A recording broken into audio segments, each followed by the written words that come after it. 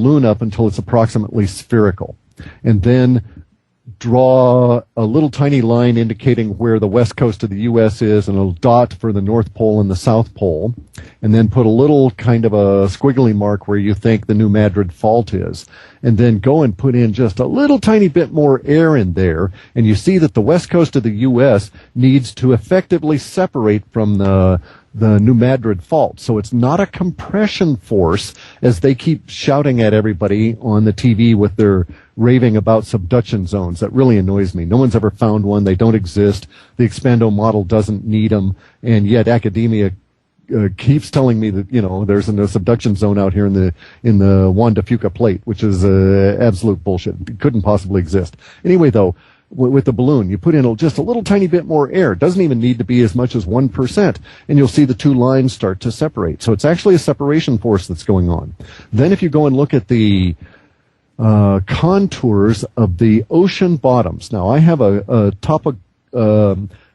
contour accurate map of all the oceans that also includes a globe, that also includes the continental land masses. And then I've got a bunch of maps that I can use as references that I've obtained over the last month that show in detail the bottom of the ocean, especially in the Gulf of Mexico. And one thing you'll notice is that in the case of an expansion, if you look at the planet due to viewing the equatorial bulge, you see that New Madrid, just like Northern California, just like Pakistan, just like Japan, is right at that point on the planet that the equatorial bulge starts to lift up. Another thing about the New Madrid area is that if you look at it in cross-section, with the Rockies over on the left and the Appalachian and the Blue Ridge Mountains over on the right, you see that the New Madrid fault line is actually at the low spot in a big bowl that's filled with sediment, which is probably why it's a real good place to grow things in that giant bowl that we call the breadbasket or the Midwest or the Plain States, etc. So it strikes me that if you're lifting the continent up in the bulge on the southern edges and trying to spread it out, it's kind of like you've got your one hand on Florida and another hand on Mexico, and you're going to push the country apart there. And that's the kind of action that we could expect. I think for a lot of different reasons, the cracking will not come from the north. I think that it'll be like we've seen with Banda Aceh, like we've seen with Pakistan, and now like we've seen with Japan, where the originating fissure starts in the south. Therefore, I would look for the next wave of influences on the New Madrid area to come from the south. And it may be, curiously, in a weird kind of a way, that somehow that BP thing is related. I made a point once that if you wanted to stop a crack in a windshield, you couldn't get it repaired or any of that. One thing you can do is take a little tiny drill bit and drill it at the very edge of the crack and keep it from spreading if you know what you're doing. Make sense? Yeah, absolutely. Now, I don't know why BP would be involved, but where they drilled is precisely at the very bottom, the very southern edge of this long crack that goes all the way up and is part of the New Madrid, but goes all the way up into the Great Lakes and then into Baffin Bay. How wide are these cracks? Well, look at the one in Michigan that just appeared a little while ago, 100 meters long and about 30 meters wide, and I don't know the depth. The one in Africa, though, is on the order of 600 miles long, yards and yards and yards, miles wide at its widest point, and in some areas is maybe as much as a mile deep, and it's even gotten to the point now where it's developing its own magma influences. So we're talking big cracks. The crack in Banda Aceh is reputed to be, in the plate off Banda Aceh there that caused that tsunami, is reputed to be 1,200 kilometers long and to have included a shift of nearly 1,200 feet in terms of elevation in one of the plates that got pushed up. And again, we don't know the extent of what's going on in Japan, and it'll keep going. These are not separate events. They're all part of the continuing process. It's just that we're like fleas, and we see each scratch of the dog as a separate, isolated event. And it's just the dog continuing to scratch. But because of our short lifespan, we just don't really grasp what's going on. Robert in Las Vegas, you're on the air with Clif High. Yeah, a question, Clif, about the whole Japanese nuclear reactor meltdown thing going on. What do you see from that as it's happening in real time? My kind of concern, and well, my concerns are practical and immediate, so it made me get my Geiger counter out and locate my dosimeters and my potassium iodide, even though that you don't take that stuff if you're over 40. Everybody, before even thinking about taking that stuff, should go read all the cautions. If you're taking other medications, it can send your blood pressure through the roof, all this different kind of stuff. And you only want to take it when you know you're going to be exposed to fallout. So you don't want to do it until you actually know that fallout's on the ground, thus the need for a Geiger counter. But yes, the Japanese are really good, though. I mean, you got to give them credit, because when they built these things, they were not driven by dollars. They were not driven by, let's save a buck, it'll never happen mentality.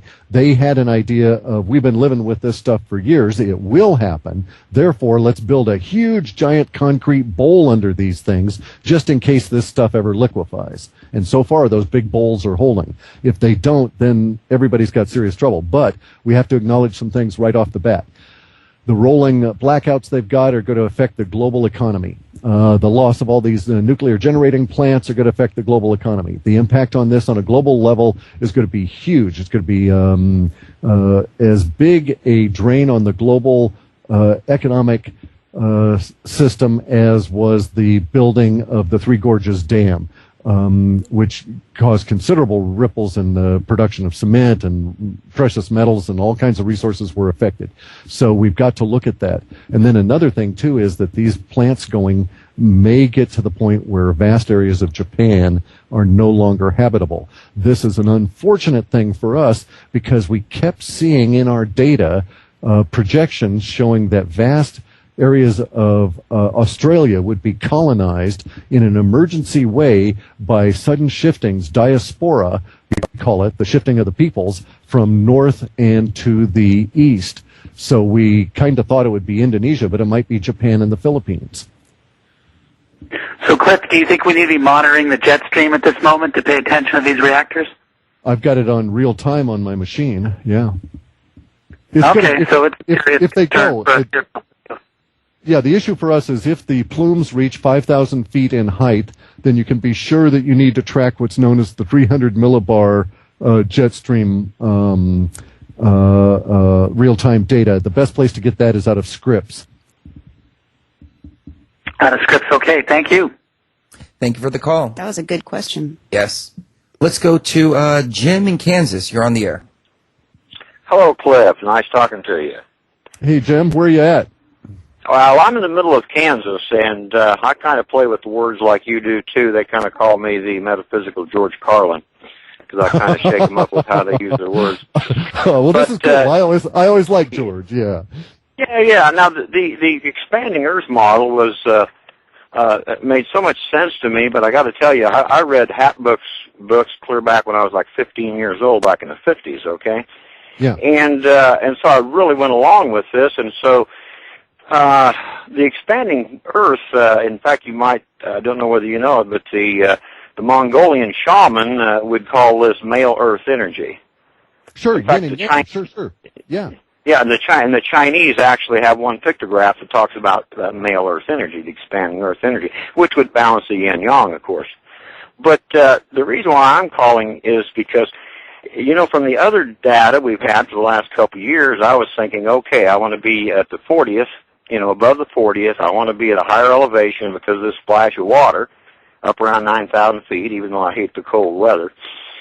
But now looking at the way we're having this change now, and of course I'm calling from Kansas, and I'm thinking about where do I want to be in about 3 months from now, and for sure. So it looks to me like perhaps the Midwest would be better than some of the mountains, because some of the mountain stuff you're talking about, it looks like we'd have these big earth slides, and there'd be some of those, I don't know what they call that kind of snow that comes down. It kind of does it at, the waterfalls. Yeah, well, not the avalanches, but the kind where the snow, it's, like they have by the big waterfalls up there, and it actually, the icy, snowy stuff moves more like lava. There's a certain name for sure, it. like Lahars. Yeah, we've got mud flows. Yeah. Same difference. Yeah, okay. And so it looks to me like instead of me trying to find a place in the mountains, it might be better to stay in the plains as long as I don't get too close to Arkansas. Well, even then, look, it's not the earthquakes that get people. It's the bad engineering, or in this case, the tsunamis. So you're quite correct. The issue about north of 40, though, may have to relate to radiation. We don't know why that's the case. All we know is that it's persistent. And it may relate to holes in the magnetosphere. I'm hoping that the next time we get into that data that I'll be able to get some more clarity on that, because we're actually moving into the period of time where it's much more effective. But other than that, you're reasonably correct about this. Getting altitude, you get into the mountains.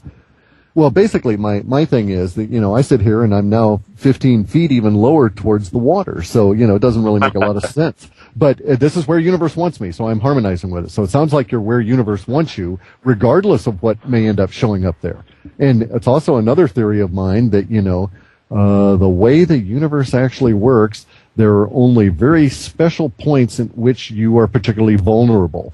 And the vulnerability relates to your karma and this kind of thing. So you can actually increase it by getting yourself into a situation where you're not familiar with the terrain and this sort of a deal. And then there's the one last nasty bit, and that is Patrick Garrell is quite correct about the Mayan intensity values that he's calculated. Whether the numbers are specifically translated and it's 49.7 or 53 is immaterial. The way in which the wave forms is quite accurate. So you'd have to be there for some considerable time, because this may continue into May or June of 2013 or even longer, because, of course, the Mayans basically said that they weren't going to bother counting after that. Yeah. So I know there is one spot in Kansas that I've been working with for about 10 years that there's two small energy vortexes. They're only about 10 feet apart. They wander a little bit. You stand in one and you definitely feel the chi energy coming up from your feet and going out the top of your head, and you walk over to the other one and it goes just the opposite direction. And there seems to be another new vortex forming there. I hate to use the term gateway, but it's certainly different. It more pulls at your third chakra, basically, when you're facing it, and it faces north. So I don't know. Exactly. Yeah. Yeah, I described these as disturbances in the toroid. If you think of the Earth as a spinning torus of incredible complexity, and we're even though we're very complex critters, we're nowhere near as complex in toroid spin as the Earth is. But it makes sense that we will have a magnetic pole shift. And there's no doubt about, Hapgood et al. Are quite correct about the magnetic poles shifting frequently. And Robert Felix is quite correct about the ice age following the giant magnetic shifts. So we're going to definitely go into an ice age. Probably yet another reason not necessarily to be up into a cold area. But no, it makes sense about vortexes forming, because what I'm envisioning is very much like the process that the sun uses. And so we might end up with 30 or 40 south poles and no north pole. And you may be in an area where there's a little sprouting of a south pole that's going to just pop up for a while and then disappear, or maybe go wandering around like a tornado. Only it'll be invisible and it'll be merely magnetic deviation. I had 3-degree magnetic deviation that lasted for about 45 minutes here. Yeah, well, it's getting that way. I do want to make one more comment. That is that when I was in Texas a couple of years ago, I left Kansas just snowing like crazy, and I live and wander around in an RV, so I said, what am I doing in Kansas? So I went about 300 miles south, and I ended up down in Texas. I'm on this lake. It's real late at night, and Spirit tells me to go out and look at the spacecraft, I said, well, man, I ain't into that alien stuff. Well, Spirit kept bugging me, so I went out there, and I looked up. Well, here comes this little saucer-looking thing, kind of slow motion, Then went back the other way, and then I'll be darned if I said, well, that looks like a shooting star coming down right at it. About the time my mind was saying that's a coincidence, of course, it went a little further to the right, and then there was another shooting star at the same angle. So I think with the naked eye, got to see what you see through those special lenses. No, I would doubt that. Probably what you did see was if they're coming in at the same angle, it's probably one of the predictable floods that we get.